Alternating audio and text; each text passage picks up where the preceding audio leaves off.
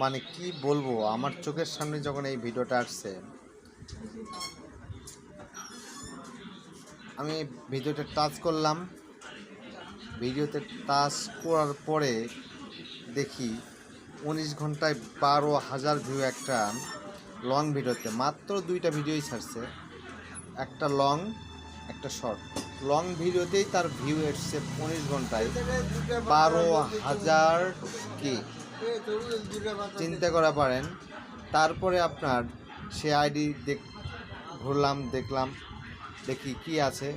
তার সাবস্ক্রাইবার আছে, এই 19 ঘন্টায় তার সাবস্ক্রাইবার হয়েছে 4,000 প্লাস। 4,000 প্লাস সাবস্ক্রাইবার রয়েছে এবং সেখানে একটা শর্ট ভিডিওতে 5.4 মিলিয়ন ভিউজ।